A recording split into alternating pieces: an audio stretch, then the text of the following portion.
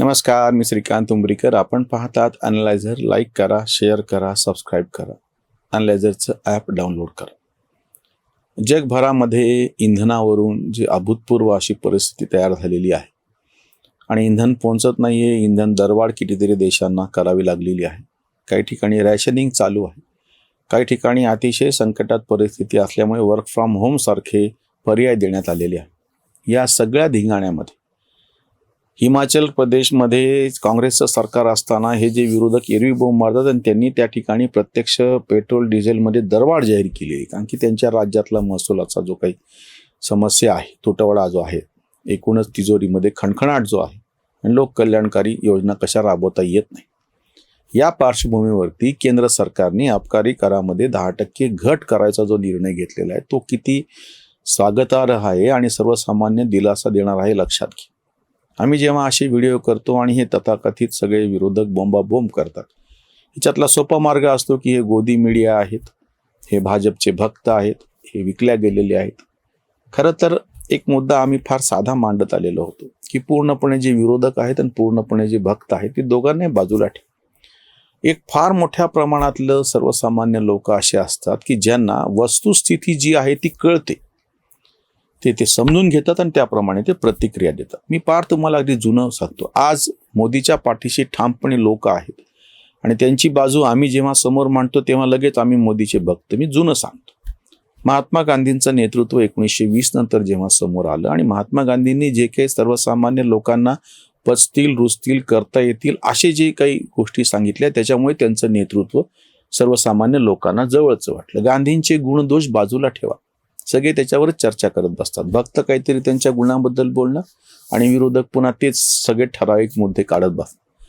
पण गांधींनी लढायचं म्हणल्याच्या नंतर सविनय कायदेभंगासारखी गोष्ट सांगितली. शाळांवरती बहिष्कार टाकून द्या, किंवा मी कर भरणार नाही, किंवा उचललेले तू मीठ मुठभर साम्राज्याचा खचला पाया, अशा ज्या साध्या साध्या गोष्टी सांगितल्या. चरखा चालवायला सांगितला, खादी वापरायला सांगितली, राष्ट्रीय शाळा सुरू झाल्या. आणि तेव्हा लोकांनी अगदी म्हणजे माझ्या पाहण्यातले, माझ्या माहितीतले, अगदी माझे स्वतःचे आजोबा, ते तेव्हा वकील होते. निजामाच्या विरुद्ध लढ्यात स्वामी रामानंद तीर्थांच्या नेतृत्वाखाली ह्या सगळ्या लोकांनी आपल्या वकिलीच्या सनदा वापस केल्या.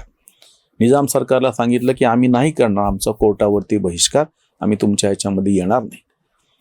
स्टेट काँग्रेसचे पहिले अध्यक्ष असलेले, त्यांच्या नावानं आमच्या गल्लीचं नाव आहे नानल, गोविंदराव नानल यांच्या नावाप्रित्यर्थ ती जी गल्ली आहे, आणि ते वकील होते. ह्या सगळ्या लोकांना हा जो गांधीचा मार्ग जवळचा का वाटला? सर्वसामान्य लोकांना हे सहज शक्य होतं, किंवा ती फक्त ज्याला गांधी टोपी आपण म्हणतो ती स्वतः गांधींनी कधीच घातली नाही, पण जुन्या सगळ्या पगड्या आणि बाकीच्या 18 पगड जाती आपण जे म्हणत होतो त्या सगळ्याला सोपं करून एक फक्त साधी गांधी टोपी आली, आणि ती आमच्या वारकरी संप्रदायाने पण नंतर स्वीकारली. हा जो साधेपणा होता गांधींच्या नेतृत्वातला आणि गांधींवरती लोकांचा विश्वास होता.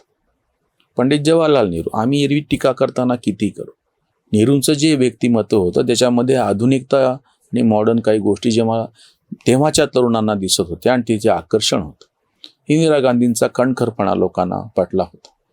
विरोध करणारे त्यांनी आणीबाणी लादली, तो कसा लोकशाहीवरचा काळा धब्बा होता, हे सगळं खरं असताना ज्यांना निवडून दिलं ते नालायक निघाल्याच्या नंतर परत 1980ला लोकांनी इंदिरा गांधींना निवडून दिलेलं.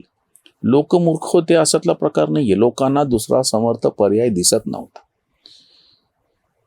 राजीव गांधींना इंदिरा गांधींचा मुलगा म्हणून सहानुभूतीच्या लाटेत निवडून दिलं, आणि जेव्हा नंतर लक्षात आलं की बाबा हे नेतृत्व तेवढं हे नाहीये, पण तरीही त्यांना सगळ्यात जास्त 197-198 जागा दिलेल्या आहेत लोकसभेमध्ये 1989च्या निवडणुकीमध्ये. अटल बिहारी वाजपेयींसारखं नेतृत्व, त्याच्यानंतर PV नरसिंहरावसारखं नेतृत्व, हे पण 5-5-6-6 वर्ष आपल्याकडे पंतप्रधान पदावरती राहिलेले आहेत. ज्या मनमोहन सिंगांवरती कितीतरी प्रचंड अशी टीका होते, त्या मनमोहन सिंगांनी एक कणखरपणा दाखवला होता अमेरिकेशी अणुकरार करताना 2008 मध्ये. डाव्यांनी पाठिंबा काढून घेतलेला होता, तरी ते सरकार टिकलं. इतकंच नव्हे, पुढच्या निवडणुकीमध्ये काँग्रेसला 60-62 जागा जास्त दिल्या लोकांनी. डाव्यांचा सफाया करून दाखवला, कारण की डाव्यांनी केलेला विरोध त्यांना पटला नव्हता, आणि तेव्हा आडवाणींसारखा जो समोर पर्याय होता तो त्यांना तितका सक्षम वाटला नाही. त्याच्यानं 2014ला मोदींसारखा पर्याय समोर आल्याच्या नंतर लोकांनी मोदींच्या पाठीमागे उभं राहायचं ठरवलं. हे जे सगळं चालतं ना, मी तुम्हाला महात्मा गांधीपासून ते नरेंद्र मोदीपर्यंत सांगतो. वारंवार असं समोर दिसलेलं आहे की जेव्हा समोरचा जो पर्याय असतो त्याच्यावर विश्वास असतो म्हणा, किंवा दुसरा पर्याय तितका चांगला उपलब्ध आहे असं वाटत नाही म्हणा, त्यावेळी लोक नेतृत्वाच्या पाठीशी ठामपणे उभं राहतात. त्याच्यामध्ये म्हणून आम्ही ती वस्तुस्थिती सांगतोय की आज ह्या सगळ्या युद्धजन्य परिस्थितीमध्ये सुद्धा ज्यांच्याकडे स्वतः गॅस आहे, गॅस संपेल या भीतीखाली म्हणून जे सगळं आरडाओरडा आणि धिंगाणा चालू आहे, गाडीमध्ये पेट्रोल आहे पण जास्तीचं भरून ठेवायचं, कॅनमध्ये भरून ठेवायचे, ह्या नावाखाली म्हणून जे सगळं काळा बाजार आणि बाकीच्या सगळ्या गोष्टीला प्रोत्साहन दिलं जाते आणि गोंधळाची परिस्थिती निर्माण केली जाते. प्रत्यक्षामध्ये आत्ता सुद्धा सरकारने खुलासे केले, आम्ही ह्याच्यापूर्वी पण व्हिडिओमध्ये सांगितलं. आणि आता जो निर्णय आलेला आहे की पेट्रोल आणि डिझेलच्या वरती जे कर आहेत, अबकारी कर, ते घटवण्याचा फार मोठा निर्णय, जोखीमीचा असा निर्णय, कारण की त्याच्यामुळे सरकारच्या तिजोरीमध्ये तूट येणार आहे. पण सर्वसामान्य लोकांना ती झळ पोहोचू नये, जसं कोरोनाच्या काळामध्ये सरकारला काही गोष्टी जाणीवपूर्वक कराव्या लागल्या. तेव्हाची पण गोष्ट मी तुम्हाला परत सांगतो, जी नेहमी मला सांगावीशी वाटते. तथाकथित सगळे अर्थतज्ञ होते, जोगसत्तासारख्या पेपरचे संपादक सुद्धा, ज्यांचा सगळा तर्क अतिशय दरिद्री राहिलेला आहे, नाव जरी कुबेर असलं तरी, डायरेक्ट पैसे द्या असं म्हणणारे हे लोक होते खिशामध्ये. आणि तेव्हाच्या अर्थमंत्री जे आताही आहेत, निर्मला सीताराम सारख्या, म्हणत होत्या की डायरेक्ट पैसे दिले तर ते मार्केटमध्ये येत नाही, तुला इन्फ्रास्ट्रक्चरवरती जर पैसा खर्च केला, संरचनांवरती, तर तो पैसा मार्केटमध्ये येतो आणि अर्थव्यवस्थेला गती होती, जे सिद्ध करून दाखवलं. त्याही अवघड परिस्थितीमध्ये ही जी सगळी संरचनात्मक मोठी कामं होती ती थांबली नाहीत, आपण चालू ठेवली. अगदी संसदेचं मध्यवर्ती जे नवीन सभागृह सेंट्रल विस्टा आणि तो जो प्रकल्प आहे तो पण त्या काळात चालू होता. आणि ह्या सगळ्यामुळं आपली अर्थव्यवस्था टिकली. जे सगळे बोंब मारत होते त्याच्यातूनच सुद्धा आजही परत काहीशी तशीच परिस्थिती, पण लगेच लॉकडाऊन लागणार, अमुक होणार, तमुक होणार, अशा अफवा पसरून जाणीवपूर्वक धिंगाणा केला जातो. गोंधळाची परिस्थिती आज नाही निर्माण केली जाते. मला एकच चांगली गोष्ट दिसते की सर्वसामान्य लोक तुमच्यासारखे जे आहेत, ज्यांचा किमान विवेक जागेवरती आहे, ते सगळे लोक आजही शांतपणे ह्याला प्रतिसाद देत आहेत. सिलेंडर मिळत नाहीये, काही ठिकाणी अडचण आहे, व्यावसायिक पातळीवरच्या सिलेंडरमध्ये त्यांनी बंदी घातलेली आहे. पाईप्ड नॅचरल गॅस PNG ज्याला म्हणतो त्याच्यामध्ये तर कुठंच बंदी नाही, तो पूर्णपणे चालू आहे जिथे जिथं पाईपलाईन झालेले आहेत. सिलेंडर ज्यांच्याकडे आहेत, जास्तीचे सिलेंडर भरून घेण्यासाठीची मरमर चालू आहे. सध्याचा गॅस त्यांचा चालू आहे. याला पर्याय म्हणून बऱ्याच ठिकाणी आता इंडक्शनवरती, मायक्रोवेव्ह ओव्हनवरती किंवा त्या हॉट प्लेटवरती मोठ्या प्रमाणामध्ये आता सगळं म्हणजे दुसरे एनर्जी सोर्सेस वापरायला सुरुवात झालेली.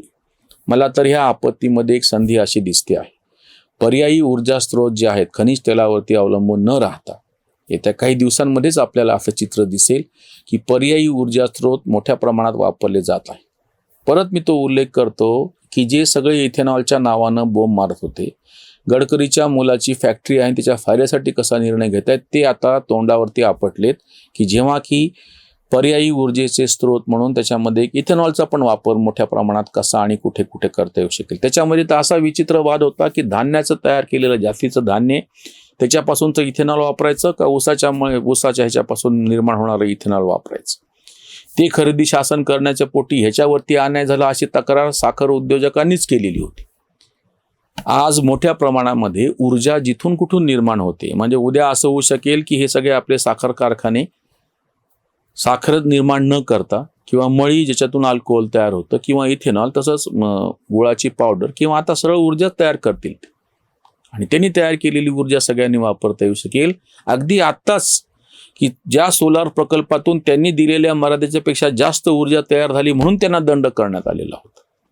हे सगळं आपल्याकडेच घडलेलं आहे आत्ताच. या सगळ्या ऊर्जा संकटातून आता फार मोठ्या प्रमाणामध्ये जिथे जिथे ऊर्जेची निर्मिती करता येऊ शकते खनिज तेलाच्या शिवाय, त्या सगळ्या प्रकल्पांना मोठ्या प्रमाणामध्ये गती मिळू शकेल आणि त्या सगळ्याचा वापर करून घेऊन आपला देश, जसं धनधान्याच्या बाबतीमध्ये आपल्याला मिलोसारखं जनावरांना खाऊ घालायचं धान्य एक काळ जहाजातून मागवावं लागलं होतं, अशी परिस्थिती होती.